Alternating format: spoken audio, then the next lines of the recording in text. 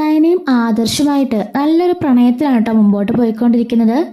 ആനയുടെയും അനാമികയുടെയും വിവാഹത്തിന് ശേഷമാണ് കേട്ടോ അങ്ങനെ നയന ഗർഭിണിയാവുന്നുണ്ട്. അപ്പം അങ്ങനെ നയനയ്ക്ക് ആകെപ്പാടെ ക്ഷീണം തളർച്ചയൊക്കെ ആയിരിക്കും കേട്ടോ. നയന ഓഫീസിലേക്കൊക്കെ പോകുന്നൊരു സമയമാണ്. മുത്തശ്ശി ചോദിക്കുന്നുണ്ട്, എന്താ മോളെ, എന്താ പറ്റി, നിനക്കൊരു ക്ഷീണം പോലെ എന്നൊക്കെ ചോദിക്കുന്നുണ്ട്. അറിയില്ലമ്മേ, എനിക്കിന്ന് ഓഫീസിലേക്ക് പോകാൻ വയ്യ, ഞാനത് പോകുന്നില്ലെന്നൊക്കെ പറയാണ്. ആദർശ് പറയുന്നുണ്ട്, അയ്യോ നയന, ഇന്ന് അത്യാവശ്യം ഡിസൈനൊക്കെ ചെയ്യാനുള്ളതല്ലേ, നീ വന്നില്ലെങ്കിൽ എങ്ങനെയാണെന്ന് ചോദിക്കുന്നുണ്ട്. അത് ആദർശേട്ടാ, എനിക്ക് നല്ല സുഖമില്ല, ഞാൻ റെസ്റ്റ് എടുക്കണം എന്നൊക്കെ പറയാണ്. എന്നാൽ ശരി, നീ റെസ്റ്റ് എടുത്തോ എന്നൊക്കെ പറയുന്നുണ്ട് കേട്ടോ. ദേവേനും ചോദിക്കുന്നുണ്ട്, എന്താ നയനെ, എന്താ സംഭവിച്ചതെന്ന് ചോദിക്കുകയാണ്. അറിയില്ലമ്മേ, 2 ദിവസമായിട്ട് വല്ലാത്തൊരു തലകറക്കം പോലെ, ബോഡി ആകെപ്പാടെ വീക്കായി പോകുന്ന പോലെ തോന്നുകയാണെന്നൊക്കെ പറയുന്നുണ്ട് കേട്ടോ. അപ്പോഴേക്കും മുത്തശ്ശി പറയുന്നുണ്ട്, ആദർശ് നീ ആദ്യം ഡോക്ടറെ വിളിക്കുക എന്ന് പറയാണ്. അങ്ങനെ ഡോക്ടറെ വിളിക്കുന്നുണ്ട് കേട്ടോ. എന്നിട്ട് മുത്തശ്ശി ആദർശോട് പറയുന്നുണ്ട്, നീ ഇന്ന് ഓഫീസിലേക്ക് പോകണ്ടെന്ന് പറയുമ്പം, അയ്യോ മുത്തശ്ശി, എനിക്ക് അത്യാവശ്യമായിട്ട് മീറ്റിംഗ് ഉണ്ട്, പോകാൻ എനിക്ക് സാധിക്കില്ല, അതുകൊണ്ടാന്ന് പറയാണ് കേട്ടോ. അപ്പോഴേക്കും ജയൻ പറയാണ്, മീറ്റിംഗ് ഞാൻ അറ്റൻഡ് ചെയ്തോളാം, നീ ഇന്നിവിടെ നിന്നാൽ മതി എന്ന് പറയാൻ കേട്ടോ. എന്നാൽ ശരി അച്ഛാന്ന് പറയുന്നുണ്ട്. അങ്ങനെ ഡോക്ടർ വരികയാണ്. അങ്ങനെ റൂമിലേക്ക് നയനെ അങ്ങനെ ഡോക്ടർ പോകുന്നുണ്ട്. അങ്ങനെ ഡോക്ടർ ഒന്ന് ചെക്കപ്പ് ഒക്കെ ചെയ്യുന്നുണ്ട് കേട്ടോ. BP കുറച്ച് കുറവാണ് കേട്ടോ, ശ്രദ്ധിക്കണമെന്ന് പറയുന്നുണ്ട് കേട്ടോ. എന്നിട്ട് എന്താ ഡോക്ടറെ, 2-3 ദിവസമായിട്ട് എനിക്ക് ആകെപ്പാടെ ഒരു വല്ലായ്മ പോലെ, ഭയങ്കര ക്ഷീണവും ഭയങ്കര തലകറക്കവും, ഒന്നിനോടും ഒരു താല്പര്യം തോന്നുന്നില്ല എന്നൊക്കെ പറയുന്നുണ്ട് കേട്ടോ. ഞാനൊന്ന് നോക്കട്ടെ എന്ന് പറയുന്നുണ്ട് കേട്ടോ. അങ്ങനെ ഈ ഊറിനൊന്ന് എടുത്തോണ്ട് വരാനൊക്കെ പറയുന്നുണ്ട്. അങ്ങനെ അവിടെ വെച്ച് തന്നെ അവർ ചെക്ക് ചെയ്യുന്നുണ്ട് കേട്ടോ. അങ്ങനെ ചെക്ക് ചെയ്തതിന് ശേഷം ഡോക്ടർ പറയാണ്, സന്തോഷമുള്ള കാര്യമാണ്, ഇയാൾ ഗർഭിണിയാണെന്ന് പറയുന്നുണ്ട് കേട്ടോ. ഇത് കേട്ടപാടെ നയനയ്ക്ക് അങ്ങ് വിശ്വസിക്കാൻ പറ്റുന്നില്ല. അതിനെ അങ്ങ് ഭയങ്കരമായിട്ട് സന്തോഷിക്കുന്നുണ്ട് കേട്ടോ. എന്നിട്ട് ഈ കാര്യം ഞാൻ അതിനെല്ലാം പറയാമെന്നും പറഞ്ഞിട്ട് ഡോക്ടർ പുറത്തേക്ക് പോകുന്നുണ്ട്. ദേവയാനിയും ആദർശമൊക്കെ ചോദിക്കുകയാണ്, എന്താ സംഭവിച്ചതെന്ന് ചോദിക്കുന്നുണ്ട് കേട്ടോ. ഈ സമയത്തൊക്കെ ദേവയാനിക്ക് നയന നല്ല ഇഷ്ടമായിരിക്കും കേട്ടോ. ജാനകിക്കും അനാമയ്ക്കും ജലജയ്ക്കും ആയിരിക്കും ഇഷ്ടമില്ലായിക. ചോദിക്കുമ്പം വേറൊന്നുമല്ല, ഈ തറവാട്ടിലേക്ക് ഒരു കുഞ്ഞുകൂടി വരാൻ പോകുന്നത് പറയുന്നുണ്ട് കേട്ടോ. ഇത് കേട്ടപാടെ ആദർശിന് എന്ത് ചെയ്യണമെന്ന് അറിയില്ല. ആദർശനൊക്കെ തുള്ളി ചാടുന്നുണ്ട് കേട്ടോ.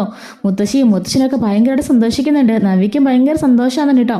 അപ്പോഴേക്കും ദേവയാനിനെ കെട്ടിപ്പിടിക്കുകയാണ് കേട്ടോ ആദർശ്. അമ്മേ, ഞാനൊരു അച്ഛനാവാൻ പോവാന്നൊക്കെ പറഞ്ഞ് കെട്ടിപ്പിടിക്കുന്നുണ്ട് കേട്ടോ. ആദർശിന്റെ സന്തോഷം കണ്ടപാടെ ദേവിയുടെ ഉള്ളിലുള്ള കുറച്ച് കറയും പോയി. ഭയങ്കരമായിട്ട് ദേവയാനിക്ക് സന്തോഷമാകുന്നുണ്ട്. ആദർശത്തിലേക്ക് സന്തോഷിക്കുന്ന കാണുമ്പോഴും തൻ്റെ മകനൊരു അച്ഛനാകാൻ പോവാണെന്ന് അറിഞ്ഞ നിമിഷം തൊട്ട് ദേവയാനിക്ക് നല്ല മാറ്റമാണ്.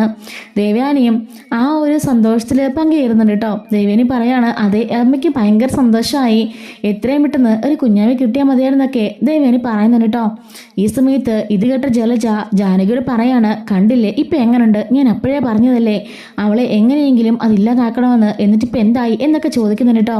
അതിനിപ്പം ഞാൻ എന്ത് ചെയ്യാനാ ചേച്ചി, എല്ലാം ഇങ്ങനെ ആയിപ്പോയില്ലേ എന്നൊക്കെ ഇങ്ങനെ ജാനകി പറയുന്നുണ്ട്. ഇവിടെ അവളല്ല ഗർഭിണിയാവേണ്ടത്, ആദ്യം അനാമിക മോള, അത് കഴിഞ്ഞിട്ട് അവളുടേതാകാവുള്ളൂ. ഇപ്പം നവ്യയും അവളും ഒരുമിച്ച് അവയും പ്രസവിച്ചു കഴിഞ്ഞാൽ ഈ വീട്ടിൽ അനാമിക മോളുടെ സ്ഥാനം എന്തായിരിക്കുമെന്ന് നീ ചിന്തിച്ചു നോക്കിക്കേ. അവരെയും അവരുടെ മക്കളെയും പരിചരിക്കായിരിക്കും അനാമിക എപ്പോഴും ചെയ്യാൻ പോകുന്നത് എന്നൊക്കെ ഇങ്ങനെ ജാനകിയെ പറഞ്ഞ് ജലജ എരിവ് കെട്ടുന്നുണ്ട്.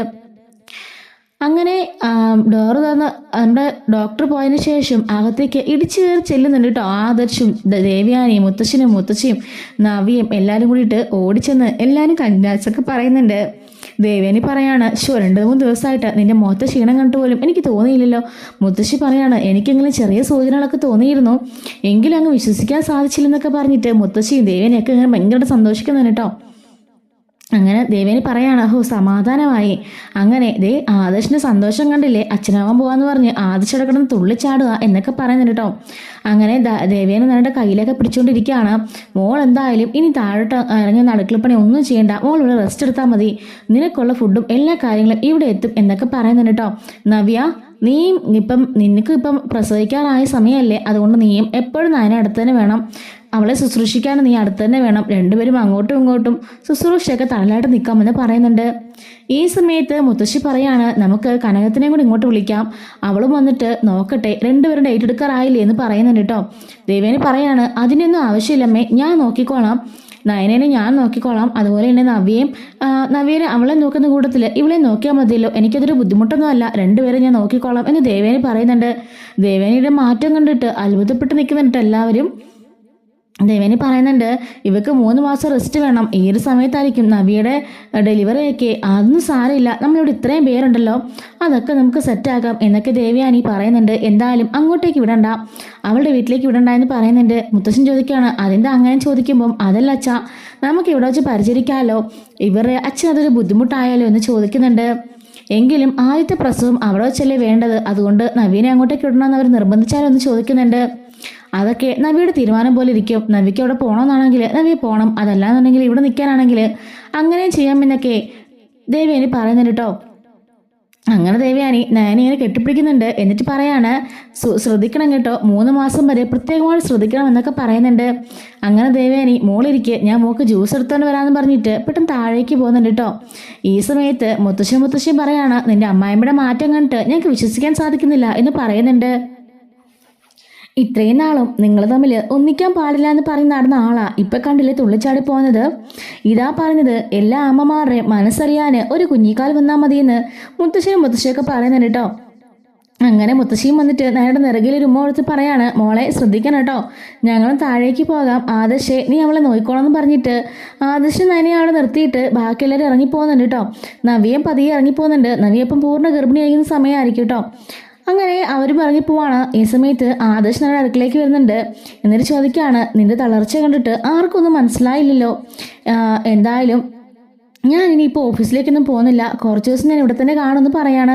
അയ്യോ ആദർശേട്ടാ അതൊന്നും വേണ്ട, ആദർശേട്ടൻ ഓഫീസിലേക്ക് പോയിക്കോ, ഇതൊക്കെ ഞാൻ സാധാരണയല്ലേ, ഞാൻ മാനേജ് ചെയ്തോളാം. പിന്നെ ഇപ്പം പൂർണ്ണ സമ്മതത്തോടെ നമ്മുടെ അമ്മയല്ലേ കൂടെയുള്ളത്, പിന്നെ എന്തിനാ വിഷമിക്കണേ, പിന്നെ എന്തിനാ പേടിക്കുന്നേ, അമ്മയുള്ളപ്പോൾ പിന്നെ എന്താ പ്രശ്നം എന്നൊക്കെ ചോദിക്കുന്നുണ്ട് കേട്ടോ. എങ്കിലും സാരില്ല, ഞാൻ നിന്റെ കൂടെ തന്നെ കാണും എന്ന് ആദർശ് പറയുന്നുണ്ട്. അതൊന്നും കുഴപ്പമില്ല, എങ്കിലും ഓഫീസിലെ കാര്യം മുടക്കാൻ പാടില്ല എന്ന് നയനെ പറയുന്നുണ്ട്. വേണ്ട, ഞാനിനി എൻ്റെ കുഞ്ഞിനെ താലോലിച്ച് ഞാൻ ഇങ്ങനെ ഇവിടെ ഇരുന്നോളാം എന്ന് പറയുന്നുണ്ട്. പിന്നെ കുഞ്ഞിനെ താലോലിച്ച് ഇവിടെ ഇരുത്താൻ പോയാലേ ഓഫീസിൻ്റെ കാര്യമൊക്കെ ആര് നോക്കും എന്ന് നയനെ ചോദിക്കുന്നുണ്ട്. അതിനൊക്കെ അവിടെ ആൾക്കാരുണ്ട്, ഞാൻ എൻ്റെ കുഞ്ഞിനെയും എൻ്റെ ഭാര്യനെ താലോലിച്ച് ഇവിടെ തന്നെ ഇങ്ങനെ ഇരുന്നോളാം എന്നൊക്കെ പറയുന്നുണ്ട്. നീ കണ്ടില്ലേ എൻ്റെ അമ്മയുടെ മാറ്റം, ഒരു കുഞ്ഞിക്കാല് കാണാൻ പോകാന്ന് പറഞ്ഞപ്പോഴേക്കും സർവ്വ പിണക്കങ്ങൾ മറന്ന് എൻ്റെ അമ്മ സന്തോഷത്തിൽ തുള്ളിച്ചാടുന്നത് കണ്ടില്ലേ എന്നൊക്കെ പറയുന്നുണ്ട്. അങ്ങനെ ആദർശ് നയുടെ മടിയിൽ കിടക്കായിരിക്കും കേട്ടോ. ഇപ്പോഴായിരിക്കും നയനൊക്കെയുള്ള ജ്യൂസുമായിട്ട് പെട്ടെന്ന് ദേവേനെ കയറി വരുന്നത്.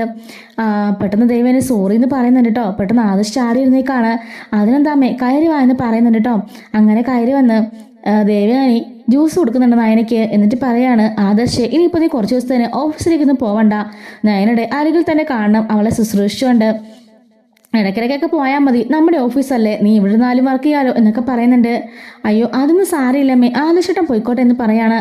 അതൊന്നും അല്ല, ഈ സമയത്ത് ഭാര്യയ്ക്ക് ഏറ്റവും അത്യാവശ്യം ഭർത്താവിന് സാമീപ്യമാണ് എന്നൊക്കെ ദേവേനി പറയുന്നുണ്ട്. ആദർശനോട് പറയുന്നുണ്ട് ശരി എടാ ഞാൻ അങ്ങോട്ടേക്ക് പോകാം, നീ ഇവിടെ ഇരുന്നോ എന്നും പറഞ്ഞിട്ട് ദേവയാനി അവിടുന്ന് പോകുന്നുണ്ട് കേട്ടോ. ഞാൻ നയനിക്കുള്ള ഫുഡൊക്കെ പ്രിപ്പയർ ചെയ്യാം എന്നൊക്കെ പറഞ്ഞിട്ട് വലിയ തുള്ളിച്ചാടി ഭയങ്കര സന്തോഷിച്ചാണ് ദേവേനി പോകുന്നത്. ഇവിടെ ഈ മാറ്റം കാണുമ്പോഴത്തേന് ഇവർക്കാർക്കും വിശ്വസിക്കാൻ സാധിക്കുന്നില്ല കേട്ടോ. നയന ആലോചിക്കുന്നുണ്ട് ഈശ്വര ഇത് സത്യമാണോ അതോ അമ്മയുടെ മനസ്സിൽ മറ്റെന്തെങ്കിലും ഉണ്ടോ എന്നൊക്കെ അവളിങ്ങനെ ആലോചിക്കുന്നുണ്ട്. സെക്കൻഡ് പാർട്ട് ഉടൻ തന്നെ അപ്ലോഡ് ചെയ്യുന്നതായിരിക്കും കേട്ടോ.